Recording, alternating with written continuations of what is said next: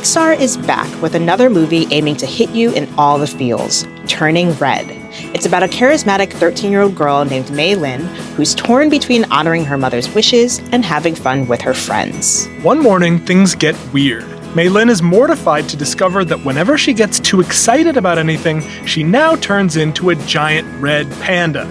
Chaos ensues. The film features the voice talent of Sandra Oh, as well as some fun nods to the early 2000s boy band era. I'm Stephen Thompson.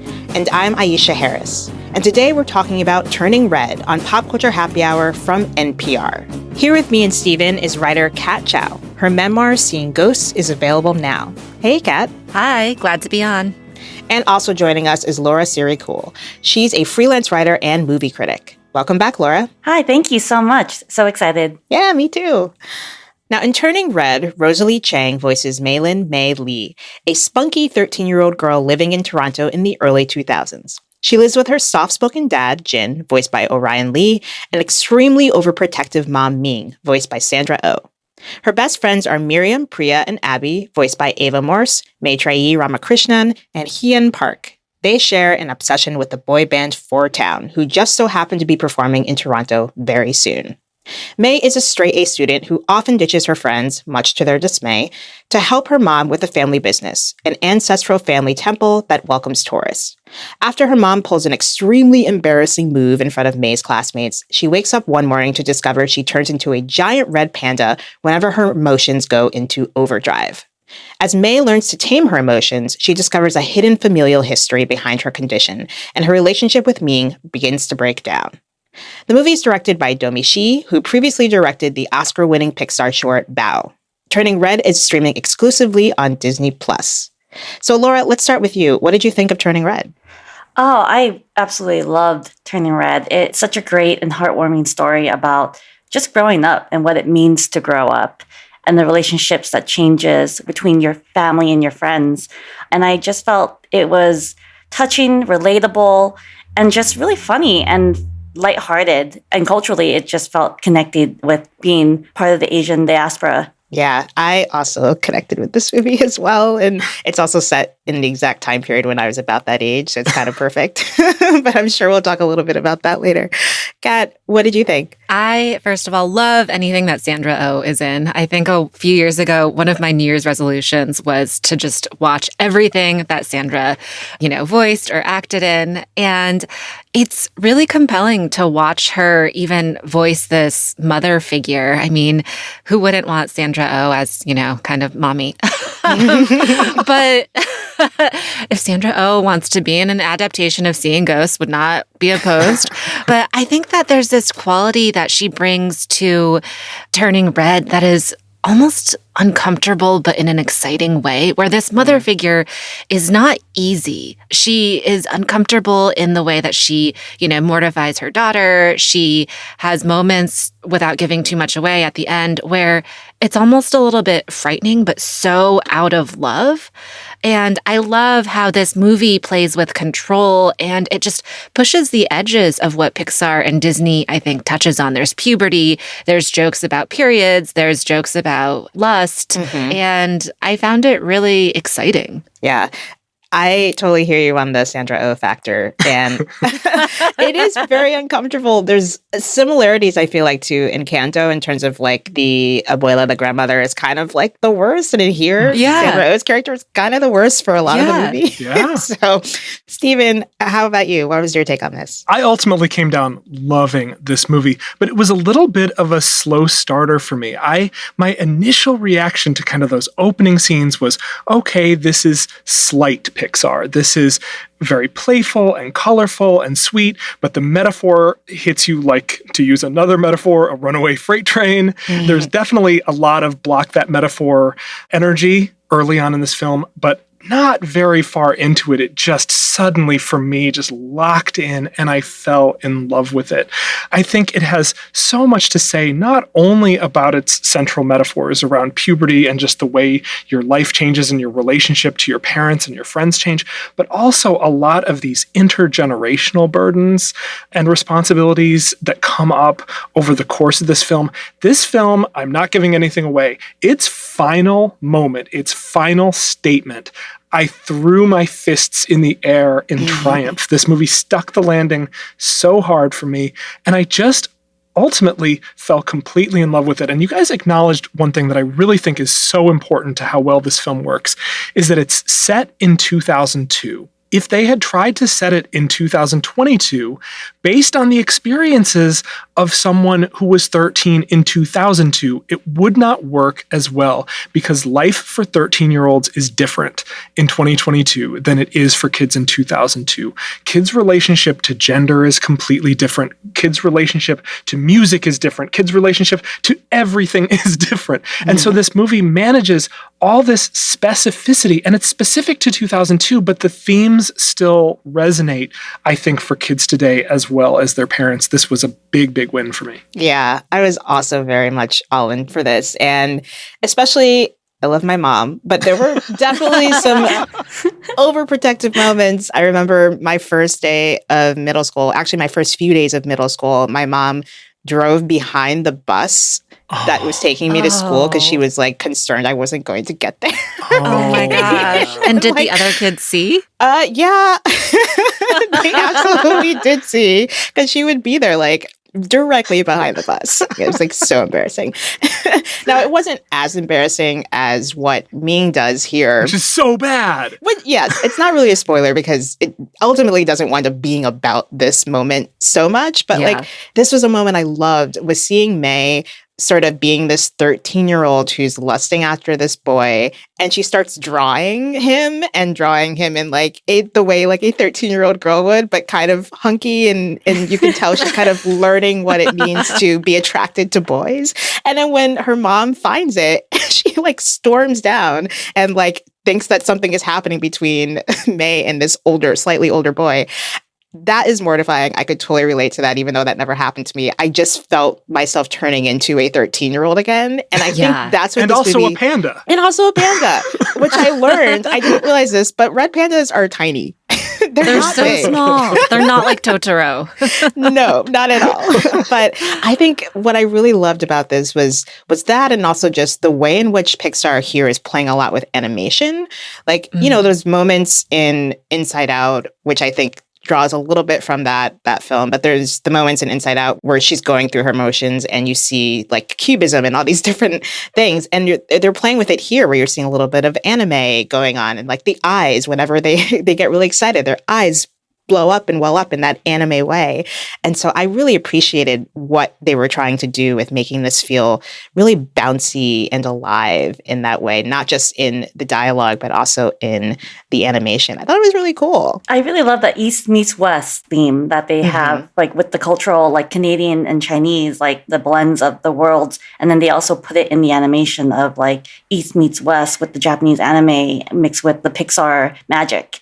So I really love that they both reflected the story as well, like with the animation and the story. Yeah, I totally agree. I mean, one of the references that I mentioned before that I just kept seeing when I first watched this movie was Totoro, My Neighbor Totoro, which is Miyazaki. And it's so endearing and also nostalgic in a different way to see these types of references, where the red panda just has that sort of really soft, giant, cuddly vibe. And I really loved also how the goddess for the red panda reminded me of a lot of Chinese statues that my family would have at home, like Guanyin, where if you look up a statue of Guanyin and Google it, and then also look up the goddess in the movie, there's really references to it that were so familiar. And I really appreciated that level of detail. And I think that's a testament to Domee Shi's talent and what she brings to the table, which is unique for Pixar, given their history of who's directing and who's making their films. Yeah. I also love, like, she brought in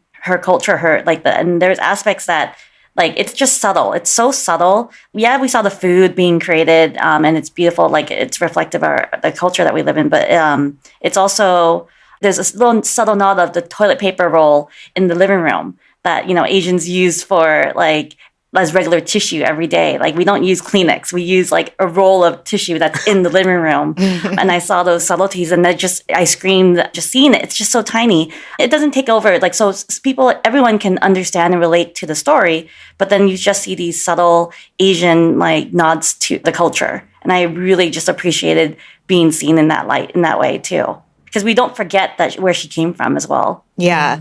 Well, and it's interesting. You mentioned Domi Shi. I mean, she's best known for making the Pixar short Bao, which won an Oscar. And I remember when Bao first dropped, it's weird. Yeah, like, the ending. Yes. It has like metaphors. really resonated with a lot of people, but like it is weird if you're not accustomed to her voice and her style. And one of the things that I love about this movie is, as much as it's cute and it's pitched to a fairly young audience in a lot of ways, but it's still weird. It still has some of the elements of Bao where you go, what? Yeah, there's an edge to it where it's a little bit macabre, but really, specific. Yeah. I mean, the last few movies, or a lot of the last few movies that Pixar and Disney have made, have kind of dealt with like ancestors and lineage and family, whether you're thinking of Coco, Raya and the Last Dragon, even the most recent remake of Mulan.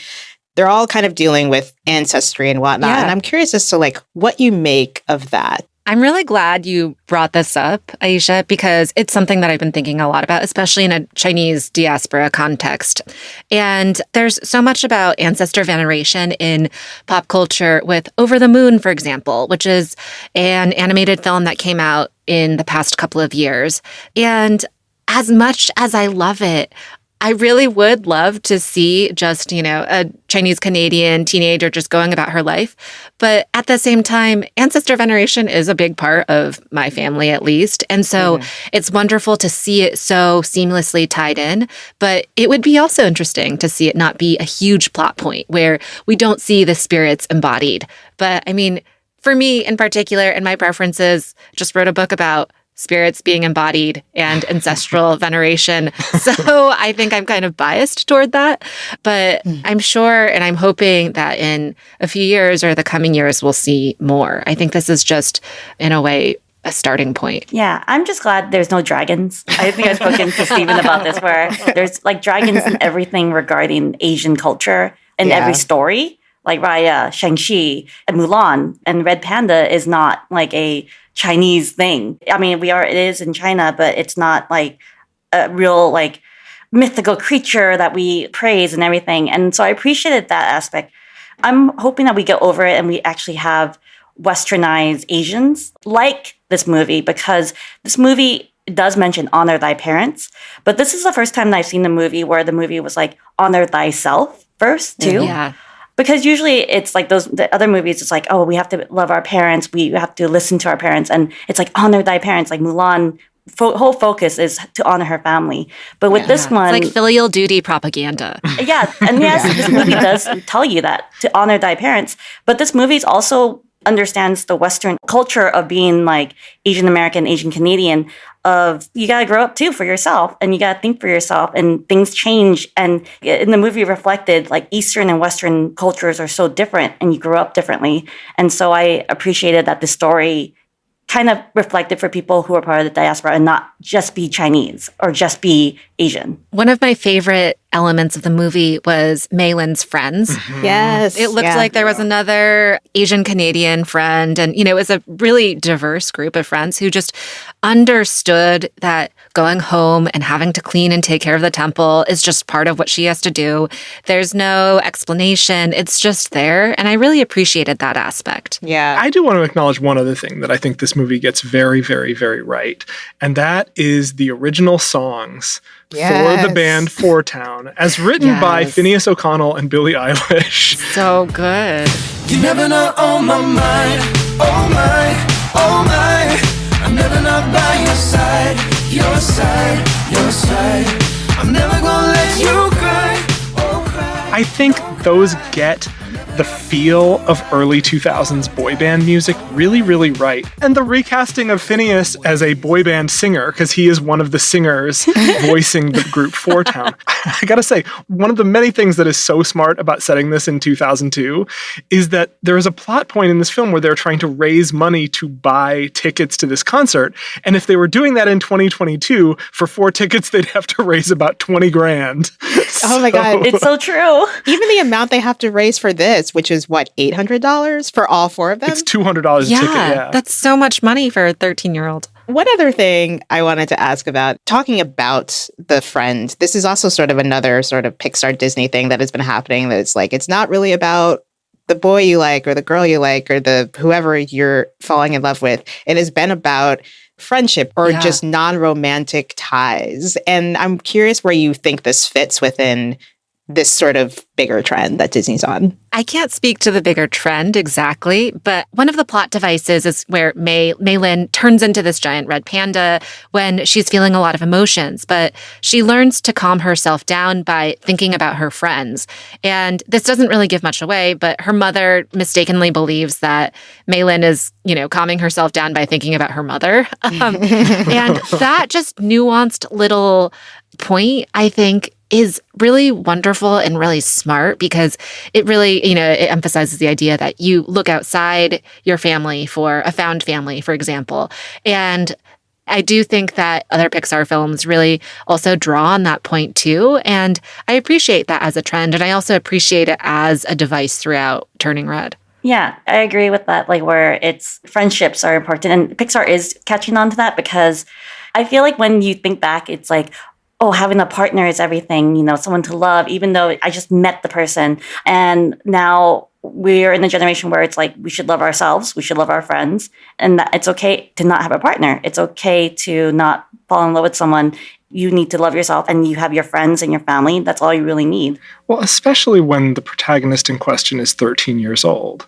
Yeah. What would it even mean if, this story was supposed to culminate in some relationship? The ending of this film, it's not giving anything away to say that the ending of this film is a beginning. And I think that's a beautiful touch and something that I've found really, really gratifying in the way animated films in particular have evolved. Yeah. So one final thing I wanted to ask you about, which is that Pixar and Disney have been open about their quote unquote commitment to representation and being inclusive. And so this movie's coming out at a time when Disney's kind of under fire at the moment. In particular, Disney CEO Bob Chapek's response to Florida's quote-unquote Don't Say Gay bill. So this is a bill that was passed by the Florida Senate as of this taping. And Disney, of course, has a ton of business in Florida. Their parks, all that. And a bill is similar to the anti-critical race theory stuff, I think, that's been happening, where they want to limit how teachers talk about sexuality and gender in schools. And Disney initially didn't speak out about the bill, claimed the biggest impact the company could have was through their quote-unquote inspiring content. It's also been reported that Disney's made contributions to legislators who supported the bill. So it's not just about them not saying anything, but the fact that they are also financially invested in this in a way. So Chapek came under fire from a number of people, including Disney employees. He then denounced the bill the day after it passed. And Disney supposedly taking steps, including donating $5 million to organizations that are working to protect LGBTQ plus rights. So my question is, how do you square this moment where we are having so much on-screen representation in Disney and Pixar with what Disney is doing in real life?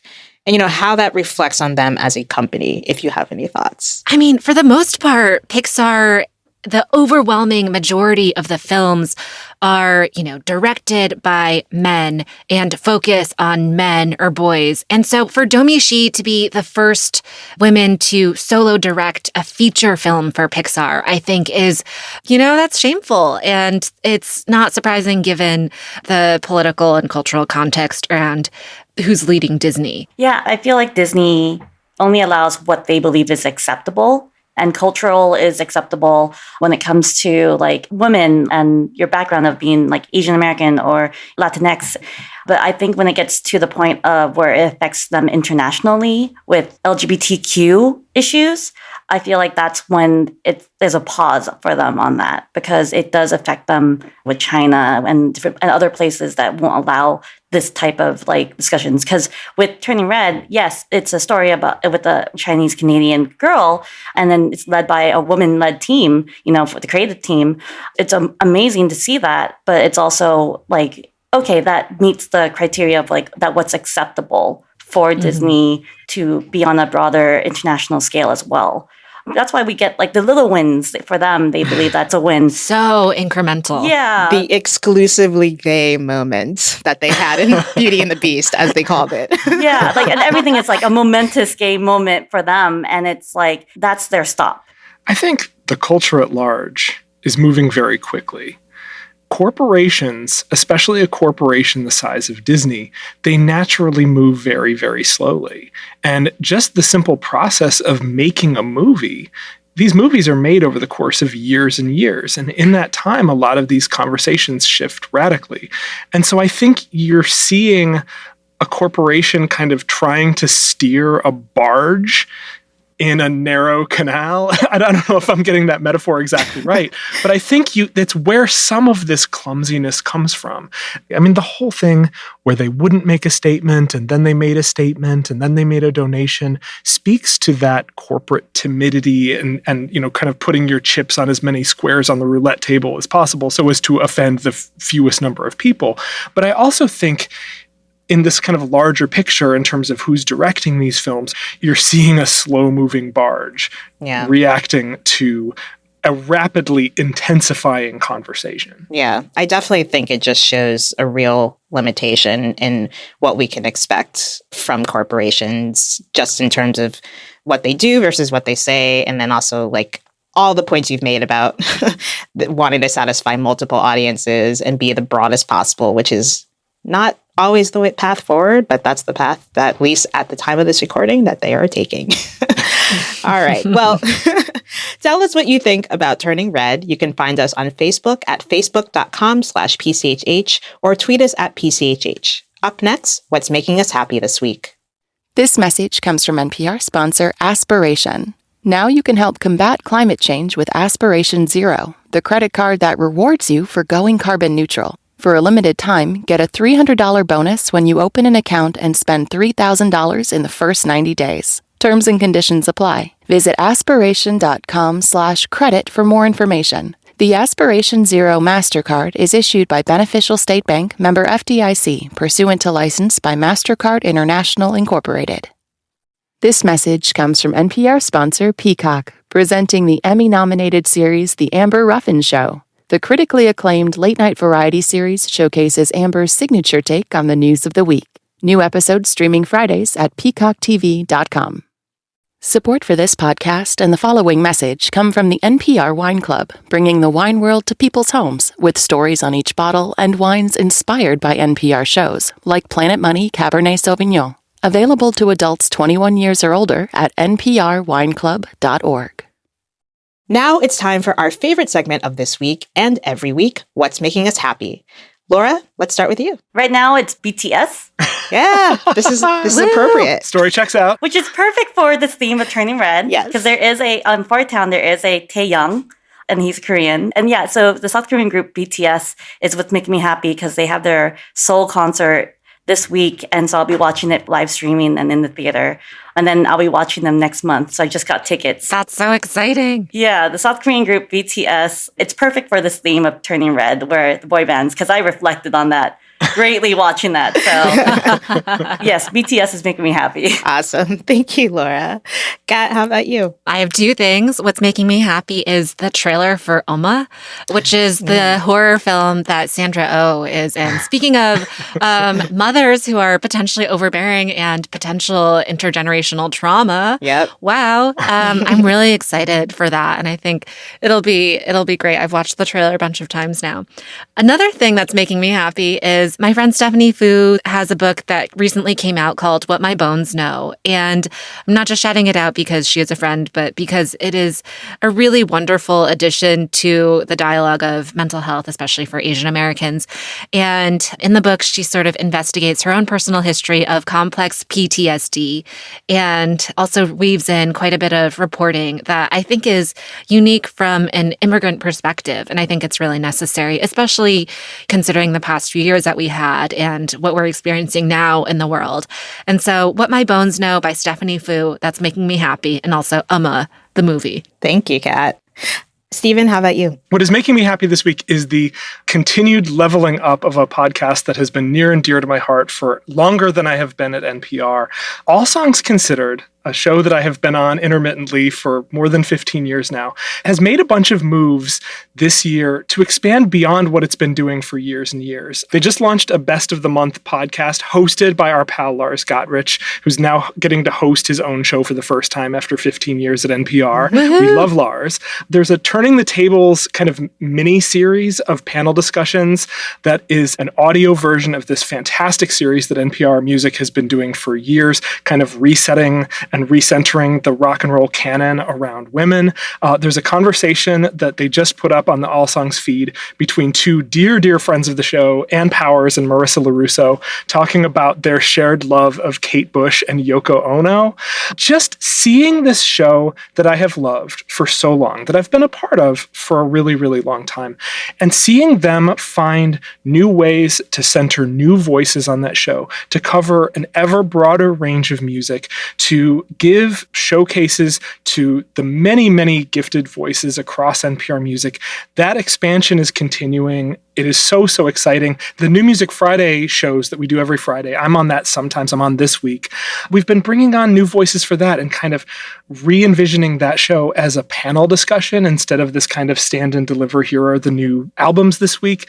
I just have been really, really excited to see one of the longest running podcasts in existence continuing to change and shift and grow and level up after all these years. And that is making me so, so happy. So again, that is All Songs Considered. All Songs Considered, baby. Yeah. I'm so happy for you, Stephen, and for the whole music team. So what's making me happy this week is, well, it'd be weird to say that it makes me happy because it's about a somewhat serious subject, but it did make me think. And so I feel like it's definitely worth checking out.